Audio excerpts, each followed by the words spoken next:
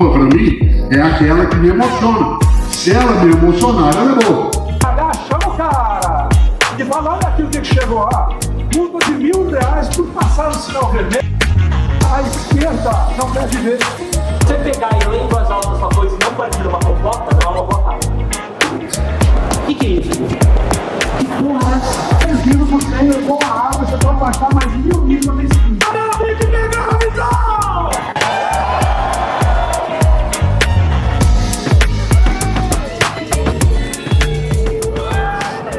Fala pessoal, estou aqui na Abrint Global Congress, estou com o Luiz Justus. Pensar grande ou pequeno dá o mesmo trabalho? E como executar isso no dia a dia? Como colocar isso em prática? Sem dúvida, essa frase do Dilema é muito inspiradora e tem muito a ver com o nosso DNA.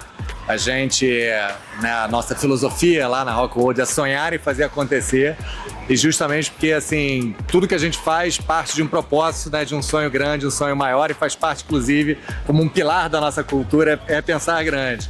E eu acho que, assim, né, o empreendedor tem que ter esse equilíbrio, essa capacidade de olhar para o futuro, de imaginar futuros que não existem hoje, mas junto com isso uma capacidade de realização, né, empreendedora, essa resiliência, nessa vontade, antifragilidade de fazer acontecer, e ter um time, né, que junto com você compre esse sonho. Então, uma empresa, né, de 40 anos como o Rock in Rio é uma junção de valores de muitas pessoas que acreditam nessa capacidade de sonhar e fazer acontecer. Bacana. E você acha que o medo de errar, isso impacta na hora de você colocar o seu sonho para acontecer? Olha, qualquer medo ele não pode ser paralisante, né? Eu acho que assim, o medo que te tira da zona de conforto, ele é teu aliado, né? Então assim, o medo de errar faz parte, porque a gente busca acertar, mas ele não pode paralisar, né? Então, especialmente, né, quem pensa grande, sonha grande, faz muito, erra muito também, mas o importante é, a partir, obviamente, desses erros, a gente seguir em frente, ter aprendizado, mas de fato não ter medo de errar, porque acho que todo mundo que fez alguma coisa grandiosa errou muito, né, para poder construir aquela história de sucesso. E se você fosse deixar uma dica, qual seria a dica para aquela pessoa que está sonhando grande? Olha, a minha dica é, de fato, assim, você vai ser testado, né, um empreendedor ou quem tem um sonho grande, vai ser testado ao longo da sua vida, se esse sonho é grande o suficiente para você vencer esse medo e todos os obstáculos que necessariamente vão surgir na tua vida. Então, assim, agarra esse sonho e cada crise que você tiver, cada desafio que você tiver que enfrentar, cada boleto que você tiver que pagar, né, você, de fato, use, né, esse sonho original como algo que vai poder, de fato, né, dar um norte da bússola se você, de fato, está no caminho de estar perseguindo aquele sonho que, de fato, te move para você vencer esses desafios ou não. Tá certo. Pessoal, somos a TV Sempre Visto, estou aqui com o CEO do Rock in Rio. Luiz, muito obrigado aí pela sua participação. Obrigado, incrível. Lucas. Um abraço. Tchau, tchau. Juiz, palestrante e autor do livro O Novo Normal. Estou aqui com o Marlos Melek. Um prazer, muito obrigado por participar do nosso canal. Marlos, qual é o maior desafio do empresário nessa parte jurídica? A insegurança jurídica. A insegurança jurídica. O que mais machuca é a pessoa querer empreender, e aqui eu até me refiro, sabe a quem, Lucas? Aquela pessoa que foi protegida pela CLT até semana passada.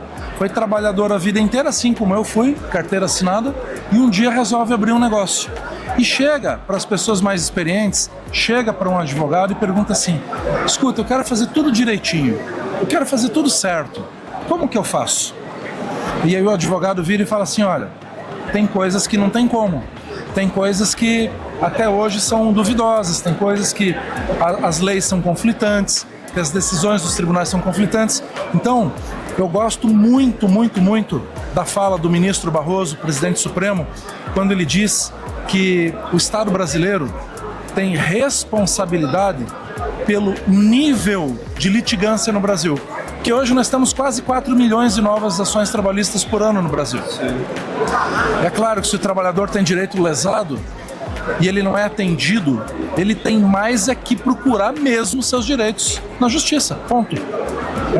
Mas o fato é que desses milhões de ações, também temos que jogar luz naquelas ações que se transformam muitas vezes numa aventura judicial, em que a pessoa trabalha ali 3 meses, 6 meses, e o valor da causa é 70 mil, por exemplo. Entendi. O valor da causa é elevadíssimo, né? E não aconteceu um acidente de trabalho, não. São teses que constroem um valor assim, fora da realidade. Então, não é razoável que o Brasil tenha tudo isso de ações trabalhistas. Vocês podem pensar, não, mas se tem tudo isso, é porque as pessoas são lesadas. Também não. Se nós pegarmos dados do próprio Conselho Nacional de Justiça, do Justiça em Números, que é um anuário que a Justiça tem, que utiliza para balizar os trabalhos de gestão, de planejamento, nós vamos ver que na Justiça do Trabalho, apenas um determinado percentual, que eu honestamente não lembro de cabeça, mas não é um percentual alto, Lucas, não é, tá? Que essas ações são julgadas, os pedidos dessas ações são julgadas todas procedentes. O trabalhador ganhou tudo. Não. Ou que o trabalhador ganhou em parte. Então, uma grande parte dessas ações, os pedidos que são feitos são totalmente improcedentes. Então, esses 4 milhões de ações são sim exagerados. E o ministro Barroso está coberto de razão quando ele prega medidas diuturnamente para tentar reduzir a insegurança jurídica no Brasil, não só na Justiça do Trabalho, mas em todas as áreas.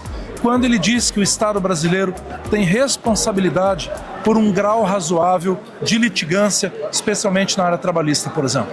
Agora, pegando um gancho dessa sua resposta, teve uma frase na sua palestra que me chamou muito a atenção. O direito nem sempre é de quem tem, e sim de quem prova. Por quê? Porque nós vivemos num Estado democrático de direito. Sempre que alguém tem uma pretensão em face da outra, vamos imaginar nós dois aqui. Imagina que eu tenho uma pretensão em face de você. Vamos imaginar que eu prestei serviço para você durante uma época e eu falo para você, Lucas, eu quero minhas férias, quero meu 13º, quero ter registro em carteira. Aí você vira e fala, não, você só trabalhou 12 dias para mim. E foi um combinado, foi ali só um período. Você não tem que ter carteira assinada. Veja, então o que acontece? Eu preciso ter provas do que eu alego, né? No direito do trabalho, como em qualquer ramo do direito, há a divisão do ônus da prova. Quem tem que provar o quê? E para as pessoas ganharem o que pedem na justiça, num sistema democrático de direito, elas têm que provar o que alegam. De nada adianta fazer uma alegação em juízo, isso em qualquer ramo da justiça. Pode ser lá na vara da família, pode ser no direito do consumidor, pode ser num acidente de trânsito, pode ser na discussão de um contrato empresarial, pode ser no direito do trabalho, pode ser em qualquer ramo. Quem alega tem que provar. Se a pessoa só alega, como eu brinco, as palavras, como diz a canção, ficam ao vento. Tem que ter prova do que alega. Tem até um ditado popular, e eu acredito muito em ditos populares, porque eles permanecem centenas de anos, né, seculares. Sim. Quando você aponta o dedo para alguém, tem mais, no mínimo, 3 dedos, olha aqui, ó, voltados para mim. Então, se eu aponto o dedo, eu tenho que provar. É o ônus da prova. E se você não tiver prova, você não vai ter o teu direito atendido pelo Poder Judiciário. Claro que existem regras exceptivas de inversão do ônus da prova. Isso é aplicável ao direito do trabalho, isso é aplicável ao direito do consumidor, em qualquer ramo do direito, mas sempre de maneira excepcional. Sempre de maneira exceptiva. A regra é de que quem aponta o dedo tem que provar. E hoje o que pode pesar mais para uma empresa? É contratar errado ou demitir sem orientação? Os dois. Os dois. Mas eu penso, né? E aqui até extrapola um pouquinho, transborda o conhecimento jurídico do mundo do direito. Vou mais além. Tudo começa na contratação. Porque na contratação existe a oportunidade, primeiro do recrutamento, depois de selecionar, da seleção dessa pessoa. Tudo acordado, né? Pois é, aí até no meu livro está escrito ali, combinado não é caro. Né? Então, assim, nós temos que compreender que a empresa tem a liberdade de contratar e que tudo o que acontece depois tem que ter um monitoramento, tem que ter uma responsabilidade, tem que haver a fiscalização do contrato de trabalho, a orientação do contrato de trabalho, a direção do contrato de trabalho. E se isso falha, acaba gerando problemas no futuro. Então, tudo começa na contratação. Depois, no transcorrer do contrato, tem que haver harmonia, tem que haver paz e muito diálogo. Muitas pessoas ingressam com uma causa na justiça, que a gente chama no direito de causa um motivo sociológico, que a pessoa foi maltratada, a pessoa se sentiu diminuída, a pessoa se sentiu desvalorizada. No ato do desligamento, que é um ato de dispensa, é um ato muito duro. A pessoa já está perdendo a colocação, a pessoa já está perdendo o emprego. Se aquele momento não houver minimamente um ambiente de respeito, um ambiente eticamente moral, o que vai acontecer? A pessoa vai sair dali extremamente chateada, que vai ser um combustível, um catalisador para essa pessoa propor uma ação judicial. Então, veja, todos esses momentos, né, eles precisam ser olhados pela empresa. E está aí a nova NR1, que vale a partir de maio de 2025, em que as empresas têm a responsabilidade de tomar medidas para cuidar de um ambiente de trabalho mais sadio, de um ambiente de trabalho com menos cobrança. Olha, não vamos ser hipócritas. Não que num contrato de emprego não tenha que ter cobrança. O principal elemento do contrato de trabalho é a subordinação. Sim, a pessoa não é autônoma, ela é subordinada a ordens. Mas como é que essas ordens são emanadas? O normal é que seja uma ordem lícita, o normal é que seja uma ordem razoável, respeitosa, dialogada, não na base do grito, não na base do xingamento, não na base do estresse, não na base da falta de educação, da falta de consideração com o outro. Então isso precisa ser olhado. No dia a dia isso pode acontecer. Nós temos que estar sempre se policiando para que esse tratamento seja razoável, que a cobrança de metas ocorra, mas que não ocorra de maneira exaustiva, de maneira desmensurada, de maneira desrespeitosa, entendeu? É por aí o caminho. E aí fica bom para ambas as partes, né? Fica bom para ambas as partes. Então, pessoal, estivemos aqui com o Marlos Melick, especialista na parte jurídica. Marlos, muito obrigado mesmo por participar do nosso canal, eu lhe agradeço imensamente, tá?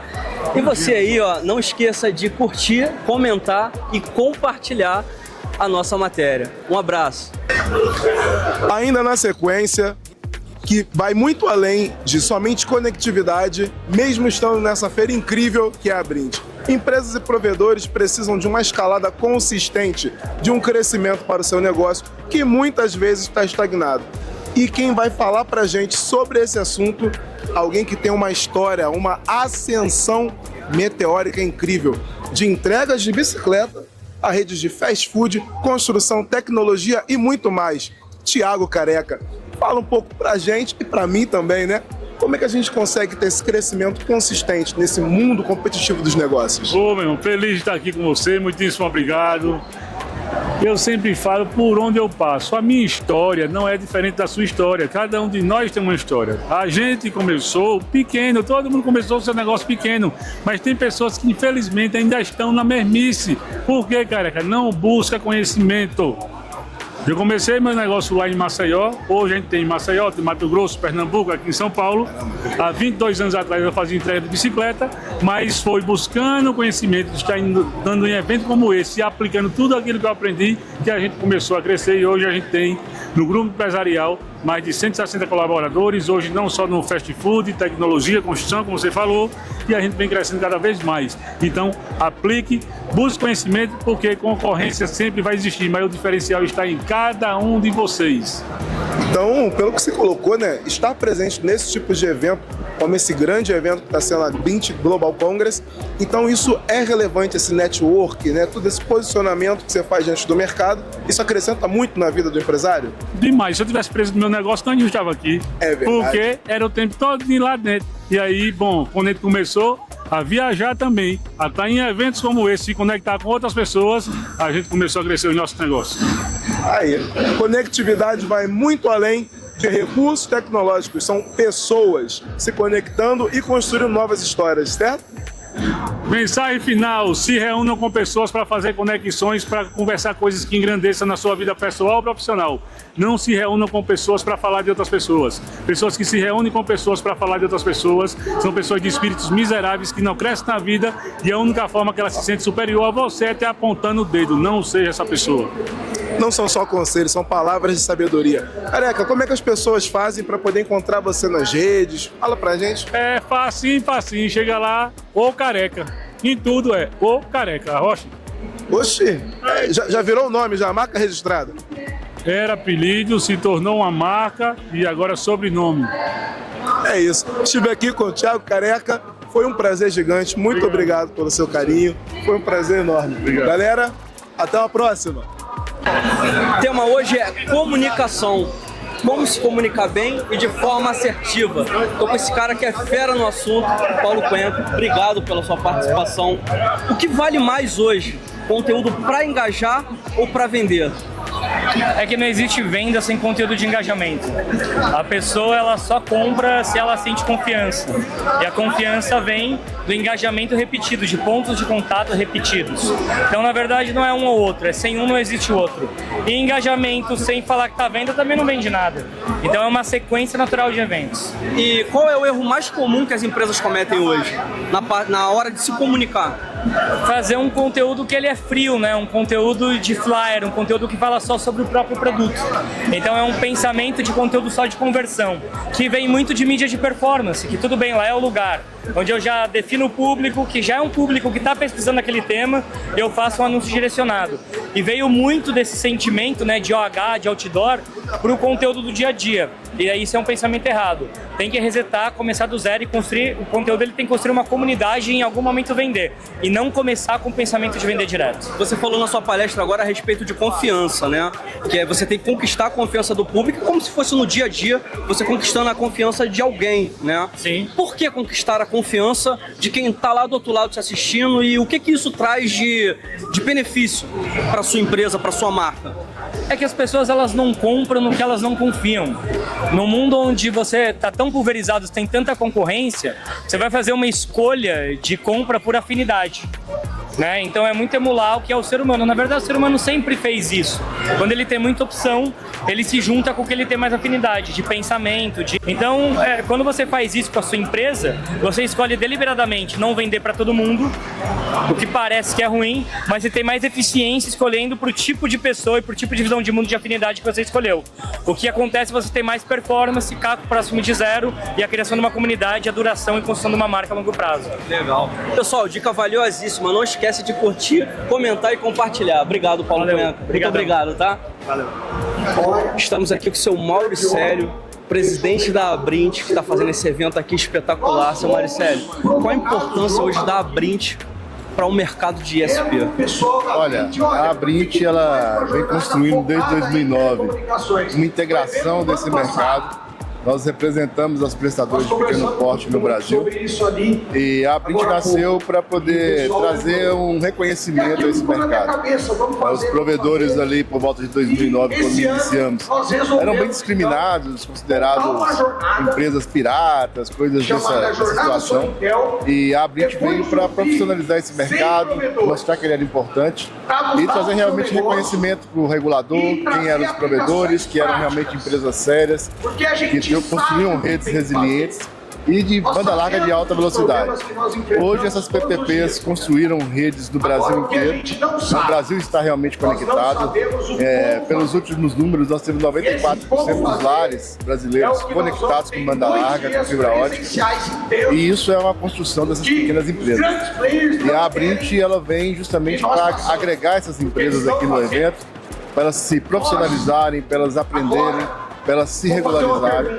E hoje as PPPs juntas, elas têm o maior market share do país. Nós temos 55% dos usuários do Brasil, são das pequenas empresas, e também é um setor que tem investido muito no Brasil. Hoje, pelos números da Anatel também, nos últimos 6 trimestres, dos 28 bilhões investidos em telecomunicações, 18 bilhões foram feitos pelas prestadoras de pequeno porte.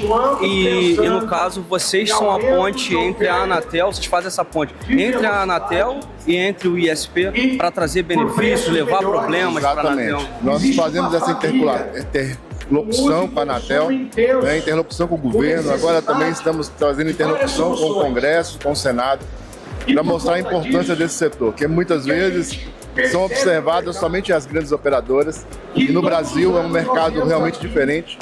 São as PPPs que carregam as telecomunicações do Brasil nas costas e conectam aqueles que mais precisam, né? Somente nos interiores, onde as grandes operadoras não chegam, e nas periferias das grandes cidades, onde as grandes operadoras também não têm interesse. Então, as PPPs fazem esse serviço de inclusão digital, né, e elas precisam ter essa relevância e esse protagonismo. E o evento ele vem para realmente congregar essas pessoas e materializar que esse mercado existe, que ele é realmente um mercado grande, e aqui estão todos esses 20 mil operadores do Brasil, né? Eles se encontram aqui. E a feira ela traz muitos negócios também. Nós temos 274 fornecedores expondo aqui no evento. Em um evento onde eles fazem negócios, né, e é um valor muito grande de negócio feito aqui durante esses 3 dias de evento. Acaba no evento tendo também esse network aqui, né? O provedor levar novas tecnologias, novas tendências do mercado. O que eu sempre falo que o melhor do evento é o network, onde a gente encontra outros PPPs, a gente troca ideias, troca informações, além das palestras que tem, que enriquecem tudo a respeito na área de regulação, na área de governança, na área de vendas, né, na área de empreendedorismo. Então aqui que a gente traz esse ensinamento e a gente tem nesses 16 anos de Abrint, evoluído esse mercado a cada encontro. Tá certo. Eu agradeço pela entrevista, tá? Obrigado. Isso aí, pessoal, fica ligado para mais informações da Abrint.